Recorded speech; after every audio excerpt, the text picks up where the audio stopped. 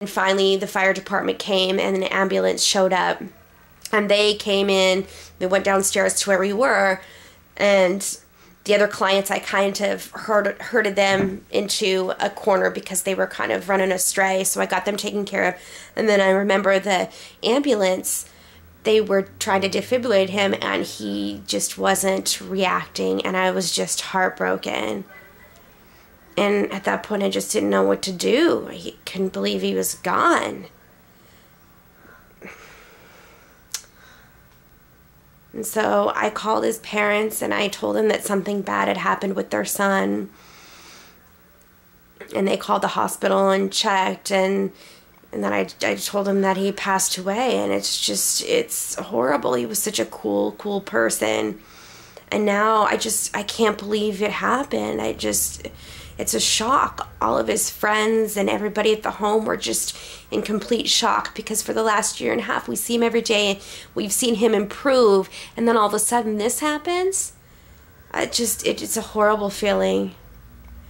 And I just cry all the time. I can't stop. It's uncontrollable. I'll try to go walk around the block and visualize him laughing in heaven, his mother reprimanding him in heaven.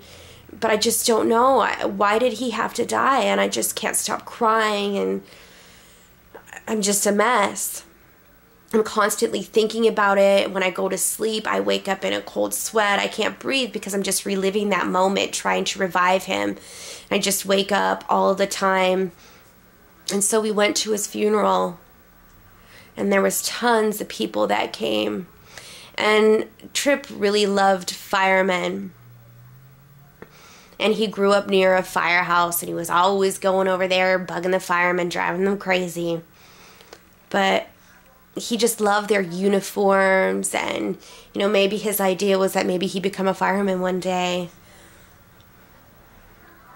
So at the funeral, they had an open casket, and I remember walking over to it and just looking at his body and just asking, why did this have to happen?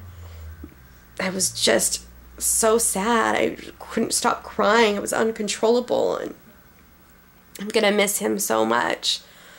And I just said I was sorry and I'll miss him. And so anyway, they took the casket, closed it up, and put the body in the ambulance.